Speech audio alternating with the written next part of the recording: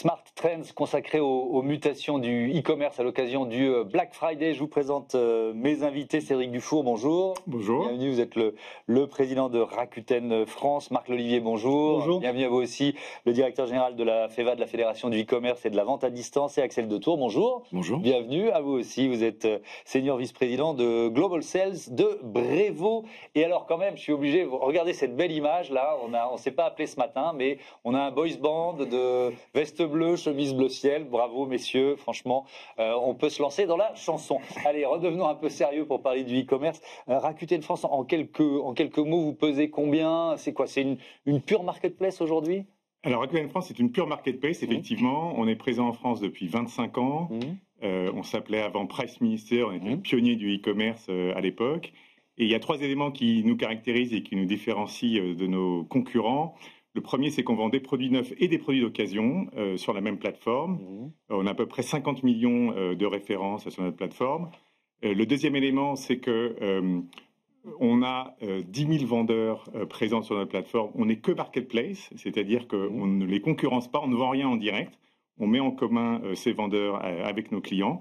Et le troisième élément, c'est qu'on a un programme de fidélité qui s'appelle le Club Air, qui réunit 13 millions de membres et qui est le programme de fidélité le plus généreux du e-commerce en France, qui consiste à donner du cashback à nos clients sur leurs achats. Ouais, et on verra ce que représente le Black Friday pour une place de marché, une marketplace comme Rakuten.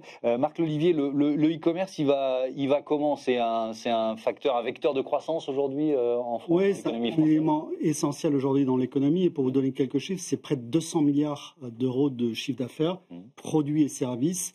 Ça représente à peu près 7% du PIB. Donc c'est plus que l'industrie pharmaceutique, la mode, les télécommunications. Donc c'est devenu vraiment un élément majeur de l'économie. Et puis surtout, c'est un outil, une habitude de consommation qui s'est ancrée chez les Français. 80% des Français aujourd'hui achètent sur Internet.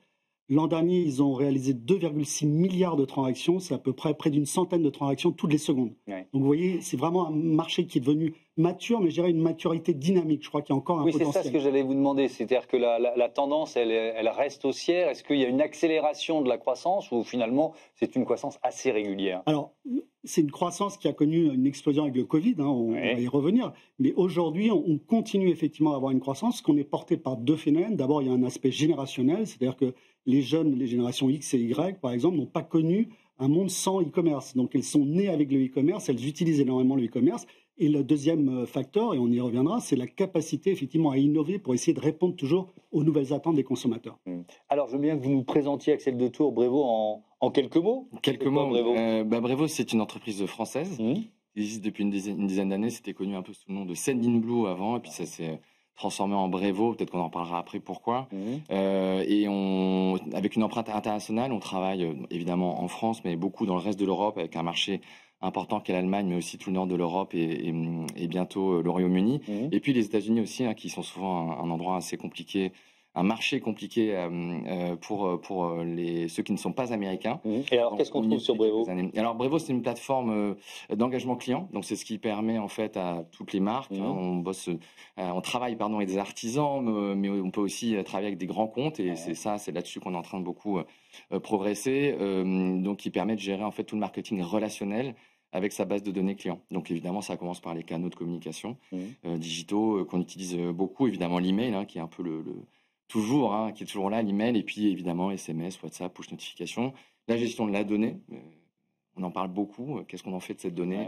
Et donc on l'aide à la rendre activable, et puis ça va jusqu'au programme de fidélisation. Évidemment, ces programmes de fidélisation dont on parle de plus en plus, je suis en face de la bonne personne pour en parler.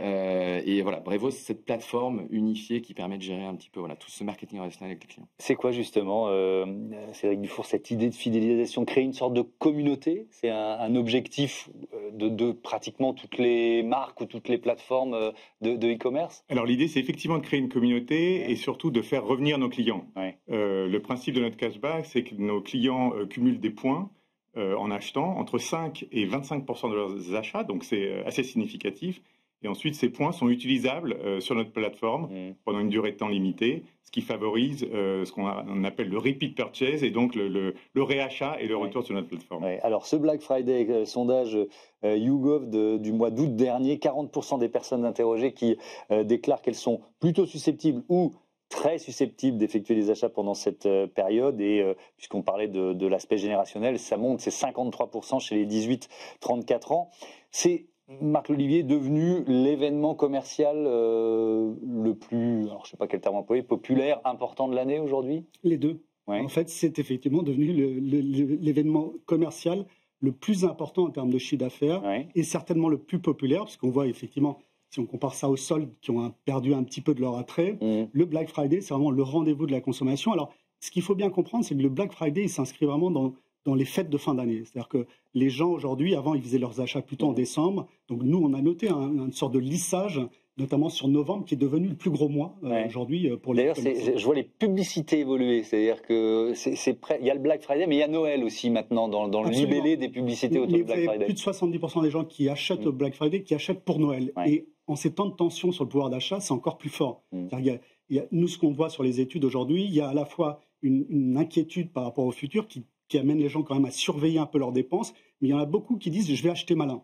Et ils vont chercher des bons plans. Alors, ils recevront certainement des emails de Brevo pour ça. Ils iront certainement sur Rakuten aussi. Donc, il y a cette stratégie d'essayer effectivement de ne pas se priver, parce qu'on voit que les gens ont envie quand même de faire ces fêtes de Noël en famille et de passer du bon temps. Mais ils vont chercher sur Internet, justement, des moyens de pouvoir se faire plaisir sans trop engager le portefeuille. Alors justement, vous allez pouvoir nous dire à quel point c'est une période cruciale pour les marques et pour se faire remarquer et pour communiquer. Mais qu'est-ce que ça représente pour Rakuten France en chiffre d'affaires, cette période-là du Black Friday, qui est plutôt une Black Week d'ailleurs? Alors c'est plutôt un Black Month. Un Black Month, chaque année ça grossit. Vous avez raison, parce que chaque année ça grossit. Ça avait commencé par le Black Friday, on est passé à la semaine, et clairement cette année c'est le Black Month. Ça représente à peu près un peu plus de 2 mois de chiffre d'affaires sur l'année, donc c'est très significatif, c'est le double d'un mois normal. Et comme l'a dit Marc, c'est vraiment une anticipation des achats de Noël. Ça s'est fait entre guillemets au détriment du chiffre d'affaires de décembre. Avant, décembre était le mois où il y avait le plus de chiffre d'affaires et c'était quasiment le seul mois où il n'y avait pas de promotion. Donc c'est vraiment dans l'intérêt des consommateurs de pouvoir acheter. Mais alors, est-ce que c'est pardon de vous interrompre, est-ce que c'est des vases communicants? C'est-à-dire que, est-ce que c'est des achats, ce que vous disiez, c'est-à-dire que c'est pas beaucoup plus de chiffre d'affaires, c'est finalement le chiffre d'affaires que vous faites. D'accord. Absolument. Il n'y a pas souvent le Black Friday à mauvaise presse, on taxe de surconsommation, etc. C'est pas du tout ce qu'on analyse dans le comportement de nos. Ou c'est plus ce qu'on analyse. C'était peut-être ça au début et ça l'est moins maintenant. Aujourd'hui, je pense qu'il y a une vraie responsabilité de nos acheteurs. Leur portefeuille n'est pas extensible non plus. Et donc, c'est vraiment un transfert des achats non soldés et non sans promotion à des achats plus malins au mois de novembre. D'accord. Et donc, c'est une période, évidemment, de communication maximale pour vous? Maximale, et quel que soit ce qu'on pense en fait du Black Friday, parce qu'il y a toujours un peu un débat, est-ce que Black Friday, c'est bien, j'y vais pas. Oui, ne vous inquiétez pas, j'ai prévu un petit chapitre sur cette question. Et c'est intéressant de voir qu'effectivement, en fait, toutes les marques le font. Alors, elles le font à leur manière. Il y en a qui sont évidemment sur le Black Friday canal historique, c'est-à-dire je fais des promotions, donc j'offre du pouvoir d'achat à mes clients. Et puis il y a aussi ceux qui en profitent aussi pour promouvoir des valeurs un peu alternatives. Et c'est, je pense, un mouvement qui est quand même assez fort aussi qu'on peut voir. Mais quoi qu'on en fasse, c'est un moment de communication qui est très important. Et nous, on le voit chez Brevo, sur tous les canaux qu'on propose, il y a une augmentation très très forte à ce moment-là. Et sur le temps que ça prend aussi, de notre côté, ce qu'on voit, c'est que ça se prépare beaucoup plus en amont. On le voit dès le mois d'octobre, il y a déjà des communications qui partent dessus, parce qu'on sait qu'il y a déjà des acheteurs qui le préparent à ce moment-là. Et donc on voit chez les marques avec les marques avec lesquelles on travaille, qu'il y a vraiment une anticipation de plus en plus importante, effectivement. Et ce qui est intéressant aussi, c'est que du coup, la consommation baisse avant le Black Friday. On sent que les gens attendent ce Black Friday, et donc ils retiennent un petit peu leurs dépenses, et après ils se lâchent effectivement. Est-ce que c'est aussi pour ça qu'il s'élargit en durée? Sans doute. Sans doute. Oui, forcément, il y a une logique. Je voudrais qu'on parle de la place de l'intelligence artificielle dans vos métiers respectifs. Quelle place l'IA prend aujourd'hui et comment vous l'utilisez et vous la maîtrisez? Alors, ça occupe une place gigantesque chez nous. Chaque année, on fait un baromètre, une enquête avec Ipsos sur le comportement d'achat des Français avant les fêtes de Noël. Cette année, on a rajouté une question sur l'IA et un Français sur 3 a dit qu'il allait utiliser l'IA pour préparer ses achats de Noël et ses cadeaux. Donc, il faut être évidemment présent sur ces IA-là, mais nous, on a une utilisation très importante chez Rakuten de deux façons. Dans nos process internes, pour automatiser les process, pour gagner en productivité et permettre aux personnes qu'on a chez nous de travailler sur les tâches à plus forte valeur ajoutée. Et on l'utilise aussi dans nos interactions avec nos clients, sur les outils de recommandation, mais beaucoup plus d'intelligence pour être beaucoup plus pertinent dans la recommandation, sur les outils de recherche. On a une problématique chez nous de volumétrie. Je vous ai dit qu'on avait 50 millions de produits. Aujourd'hui, l'intelligence artificielle nous aide à fusionner les fiches produits, à faire le tri là-dedans. Il nous aide à modérer également. On en parlera peut-être après. Tous les outils de modération sont accélérés grâce à l'intelligence artificielle. Donc, on a une utilisation très importante de l'intelligence artificielle. Qu'est-ce que, Marc Lolivier, c'est une révolution à côté de laquelle personne ne peut passer, mais à quel point elle est digérée, intégrée, ou alors au contraire, en fonction de la taille des entreprises embryonnaires? Non, c'est une révolution, c'est un mouvement d'ensemble. Nous, à FEVAD, on a fait un sondage auprès de l'ensemble de nos entreprises. 82% des entreprises utilisent l'IA, pas l'IA générative. Oui, l'IA générative. Oui, d'ailleurs, quand je dis IA, je pense IA générative. Mais bon. Donc, c'est 10 points de plus que l'an dernier. On est le secteur, c'est 2,5 fois plus que la moyenne en France. Donc on a un secteur qui sommes vraiment à la pointe dans l'innovation et dans l'utilisation et l'adoption de cette technologie qui est capitale. Cédric le disait, c'est à la fois des gains de productivité, mais c'est quelque chose qui peut générer du revenu parce que vous allez avoir une offre effectivement qui est beaucoup plus ciblée, beaucoup plus pertinente. Et puis vous allez avoir des collaborateurs qui vont être engagés dans des tâches à valeur ajoutée. Et donc là, on a des gains de compétitivité. Donc c'est vraiment quelque chose qui est gagnant-gagnant. C'est gagnant pour l'entreprise et c'est aussi gagnant pour le consommateur. Axel Detour, jusqu'où on peut aller dans l'hyper-personnalisation d'une certaine façon? Parce que c'est ça l'enjeu dont on parle actuellement. Ça, l'IA est absolument, vraiment une révolution pour des entreprises, enfin pour toutes les entreprises et particulièrement pour comme la nôtre. On essaie, on a fait un gros investissement, on va faire un gros investissement de 50 millions d'euros sur l'IA. Donc voilà, ça veut dire aussi pour nous, comme ce que vous disiez tout à l'heure, en termes de productivité, c'est vraiment incroyable tout ce qu'on peut faire aujourd'hui. Hier, j'ai essayé de tester un agent qui coach les vendeurs de chez Brevo pour savoir comment ils pouvaient évoluer, analyser leurs appels, et c'est impressionnant de précision. Et pour le coup, c'est très personnalisé. Donc, ça nous fait gagner beaucoup de temps. Et après, par rapport à nos clients aujourd'hui, notre capacité à gérer cette donnée client, les bases de données sont de plus en plus conséquentes. Notre travail, c'est de les rendre propres, normalisées, et de pouvoir travailler dessus. Donc ça, c'est un grand point fort de Brevo. Avec une vraie question, je vais vous la poser à tous. C'est-à-dire que plus on parle d'hyper-personnalisation, plus on se penche évidemment sur les réglementations européennes, notamment la réglementation générale de protection des données, qui est questionné aujourd'hui. Il y a un certain nombre de politiques qui se disent est-ce qu'il ne faut pas revenir simplifier, revenir un peu en arrière sur ce RGPD? Je veux bien entendre votre avis aux uns et aux autres là-dessus. Est-ce qu'on peut développer l'IA tout en respectant le RGPD tel qu'il existe aujourd'hui? Alors, vaste question. Je pense qu'aujourd'hui, ce qui est déjà fait au niveau européen avec le RGPD est assez puissant. Des entreprises quand même sont beaucoup exposées, notamment dans d'autres pays quand on est aux États-Unis. Les réglementations ne sont pas les mêmes. Bien sûr. Elles sont beaucoup plus lâches, on va dire, par rapport à ces sujets-là. Et ça a été assez compliqué pour nous de refuser aux États-Unis beaucoup de clients qui ne voulaient pas respecter ces règles-là. Et ça, on observe que même aux États-Unis, quand même, ça devient aussi une norme, donc de respecter ce qu'on appelle au moins l'opt-in, donc le fait que je suis d'accord pour recevoir des communications d'une marque. Et ça, c'est quelque chose qui est vraiment un point cardinal pour des entreprises comme la nôtre.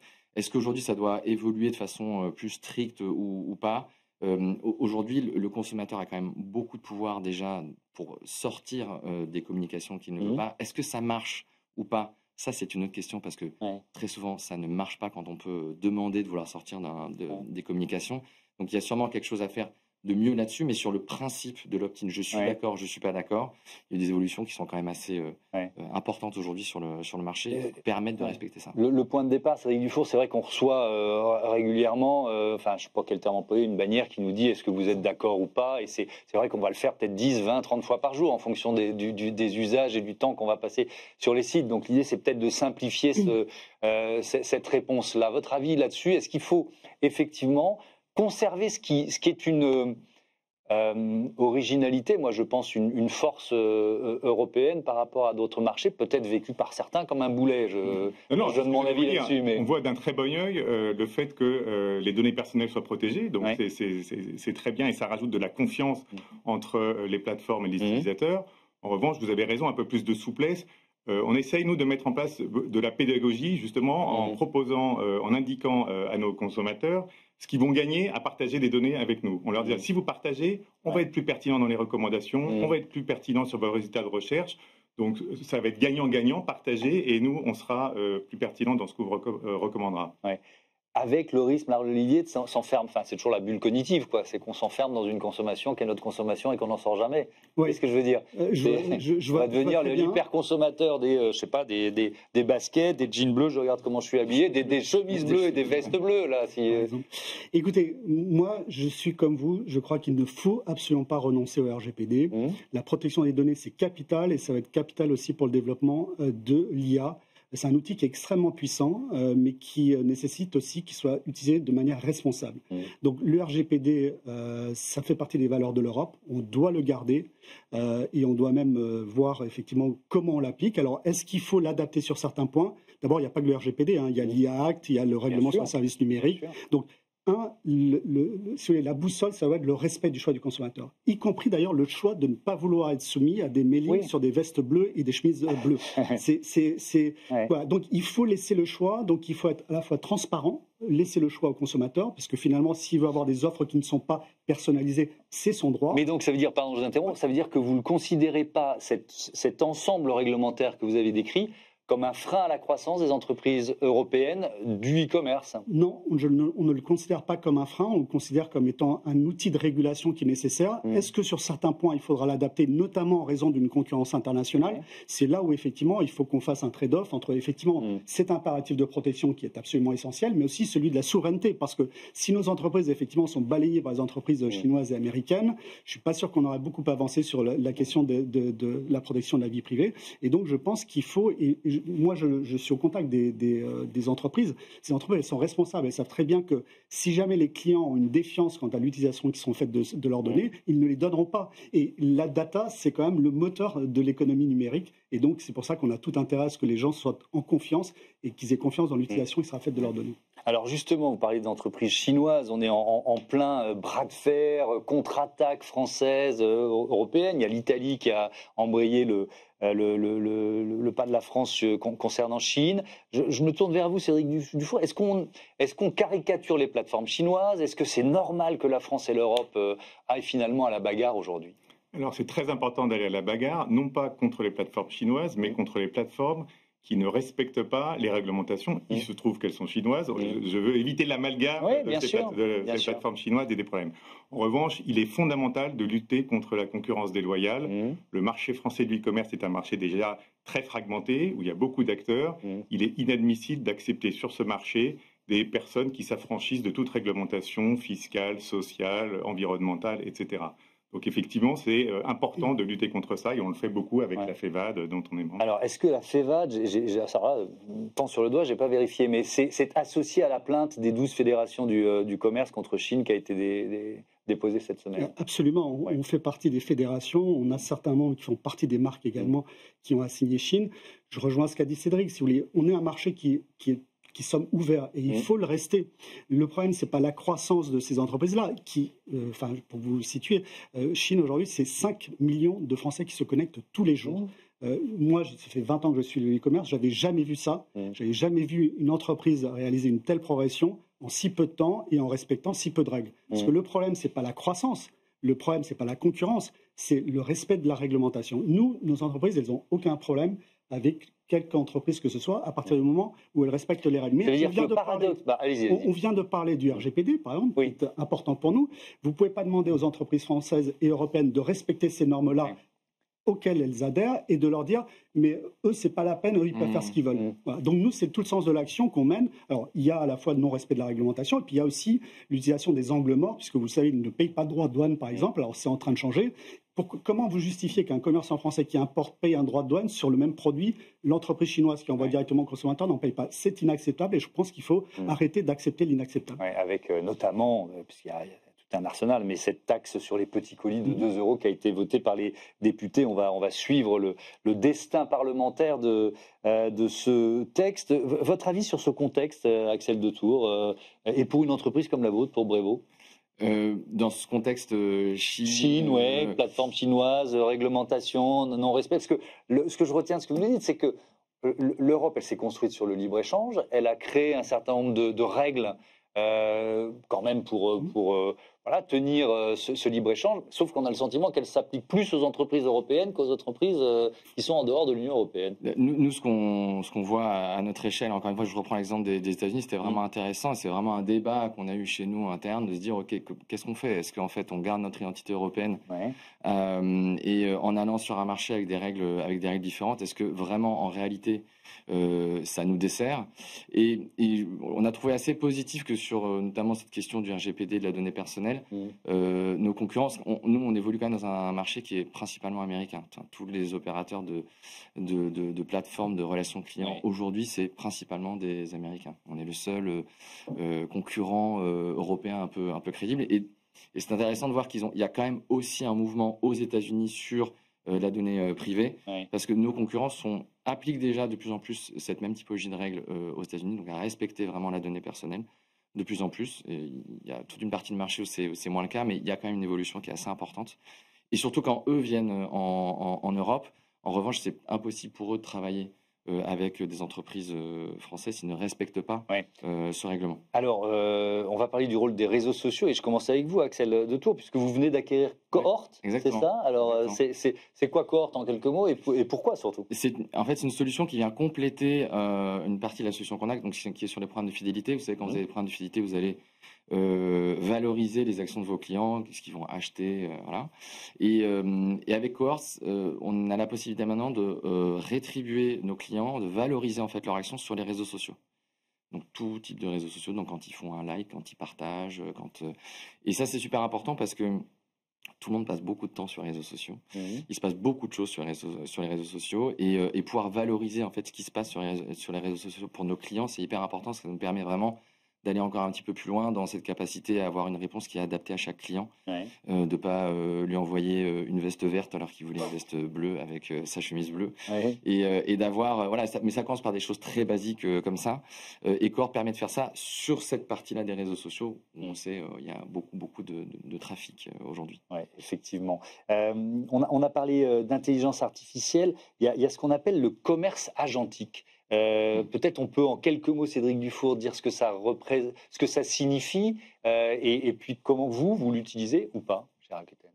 Alors aujourd'hui, on utilise, le commerce agentique est aujourd'hui peu développé encore en Europe. Aux États-Unis, on est beaucoup plus avancé et on travaille beaucoup sur la possibilité de s'intégrer dans les IA de façon à ce que les clients, enfin les consommateurs, puissent acheter directement sur ces IA-là, au lieu d'être redirigés vers nos sites. Donc ça nécessite des accords, ça nécessite des partenariats. Il y a soit cette posture-là, qui est la nôtre, cette approche partenariale. Il y a d'autres plateformes qui prennent des postures inverses de cloisonnement en disant je veux surtout pas, je veux que tout se passe sur ma plateforme parce que je veux la maîtriser de A à Z. Donc il y a beaucoup de réflexions. Je disais, c'est très nouveau ce sujet-là, de façon générale et encore plus en Europe. Donc on y travaille ardemment. Ça veut dire que vous discutez avec OpenAI, avec par exemple, ou d'autres. ou d'autres. Il faut négocier avec tout le monde. En quoi ça transforme la relation client finalement, de se retrouver à discuter avec un agent relationnel, conversationnel, de plus en plus pointu, comme les IA génératives peuvent le faire? Le problème, c'est pas que ça. Ce que disait Cédric, effectivement, d'abord, c'est incontournable. Enfin, aujourd'hui, quand on voit le taux d'adoption de l'IA dans la population et en usage grand public, Cédric rappelait les chiffres sur les gens qui vont utiliser l'IA déjà pour les achats de Noël. Donc vous avez deux étapes. Vous avez l'étape 1 sur laquelle on travaille avec tous les sites, qui est effectivement le référencement sur ces IA, sur ces agents-là, pour qu'on sait qu'ils vont être utilisés. Donc ils vont remplacer certainement les moteurs de recherche ou les réseaux sociaux pour avoir un achat qu'on va travailler avec l'IA. Mais l'étape d'après, ça va beaucoup plus loin. Et ça existe déjà aux États-Unis. C'est que c'est l'IA qui va acheter pour le consommateur. Et donc, vous coupez, en fait, vous désintermédiez le consommateur, la relation entre le consommateur et le site. Donc, nous, c'est vraiment des questions sur lesquelles on réfléchit, parce que vous n'aurez plus de clients. Si on va dans ce scénario-là, vous n'aurez plus que des agents en face de vous. Et donc, en termes de données, de connaissances, ça pose aussi la question de la souveraineté, parce que vous n'aurez pas 10 000 IA génératives. Donc là, il y a vraiment quelque chose qui se joue, qui est de l'ordre du basculement dans une nouvelle forme de commerce, auquel il faut vraiment qu'on réfléchisse ensemble pour voir comment est-ce qu'on accompagne ce mouvement-là, qui a aussi des aspects positifs, mais qui peut aussi assez mal tourner si jamais, effectivement, on a une ou deux IA qui contrôlent l'ensemble du commerce. D'où l'importance du sommet franco-allemand qui s'est tenu il y a quelques jours pour essayer effectivement de construire une sorte de géant européen de l'IA. C'est pas trop tard pour vous, Marc ? C'est jamais trop tard. Et c'est surtout existentiel. Parce que si on loupe ce coche-là, vu l'importance que va prendre l'IA dans les entreprises, et le e-commerce, c'est vraiment à l'avant-garde. Ça va toucher tous les secteurs. C'est pas juste quelque chose qui intéressera le numérique. Il faut absolument, et nous on salue cette initiative franco-allemande, il faut maintenant passer aux actes, parce qu'il y a beaucoup de déclarations là-dessus. Il faut qu'on passe aux actes, et c'est vraiment essentiel pour l'avenir, pour les futures générations et pour la souveraineté européenne. Bon, ce Smart Trends, il est consacré au Black Friday, où on l'a organisé à l'occasion de ce Black Friday. C'est aussi un événement qui suscite les critiques ou les contre-offensives. Il y a 200 marques françaises qui ont lancé les jours tricolores, pour proposer une alternative solidaire et responsable au Black Friday. Vous dites quoi, Cédric Dufour ? Vous dites que c'est complémentaire, on n'est pas obligé d'opposer les uns les autres ? Oui, une fois de plus, comme on le disait en introduction, le Black Friday, on assiste finalement à un transfert. Les achats qui étaient faits avant au mois de décembre sans promotion sont maintenant faits au mois de novembre avec des offres intéressantes, et donc ça permet de régler le souci du pouvoir d'achat des Français. Donc c'est une bonne chose pour les Français. Ce qu'on analyse chez Rakuten, nous qui vendons des produits neufs et des produits d'occasion, c'est que pendant le Black Friday, plus de la moitié des articles qui sont vendus sont des articles de seconde main. Donc il y a une vraie prise de conscience de l'achat responsable, y compris pendant le Black Friday. Oui, parce que ça répond à l'une des critiques originelles contre le Black Friday, qui était une espèce de surconsommation avec un bilan carbone assez désastreux. Absolument, alors que non, puisque ça sert même la seconde main qui aujourd'hui est en forte croissance chez nous et chez de nombreux acteurs. Axel Detour. Beaucoup de marques font ça à ce moment-là. Je pense à La Redoute, Darty, sur la seconde main. Ils profitent aussi du Black Friday pour lancer des initiatives comme ça, pour sensibiliser aussi beaucoup de leurs clients à ces mécaniques-là. Et du coup, aujourd'hui, on se retrouve avec un Black Friday, comme je disais un peu au début, qui est vraiment un moment de communication. On ne fait pas passer tout et n'importe quoi, mais on véhicule des valeurs. Je veux dire, donner un peu plus de pouvoir d'achat à ses clients, c'est de la valeur, mais c'est aussi ça peut être aussi vu comme une valeur. Il y a beaucoup d'autres valeurs alternatives qui sont faites par accès. Est-ce que, on va terminer avec vous, Marc Lolivier, il nous reste une minute, est-ce que cette critique de l'origine, vous pensez qu'elle est datée aujourd'hui ou qu'elle... Vous l'entendez moins, dans les médias, ou est-ce que ça continue d'être collé au Black Friday, comme moi je le fais à l'instant ? On l'entend moins, surtout que parler de surconsommation, alors qu'il y a un vrai problème de pouvoir d'achat, c'est un peu dystopique, quoi. Mais je reviens sur ce qui a été dit, et c'était la conclusion, c'est une opération de communication. Que certaines personnes utilisent ce moment de communication pour promouvoir le Made in France ou des achats responsables, pourquoi pas ? Le succès du Black Friday, contrairement au sol, c'est qu'il laisse une grande liberté en fait aux entreprises. La seule chose qu'ils doivent respecter, c'est le client, la transparence et la qualité de l'information. Merci beaucoup à tous. Merci d'avoir participé à ce Smart Trends. J'ai trouvé le nom. Voilà, on va s'appeler les Black Blue Boys. Ça vous va ? Très bien. Ça va très bien. Ça vous va ? Et on lance notre Boys Band. Merci beaucoup et à bientôt sur Be Smart for Change. Salut, à très vite pour un nouveau Smart Trends.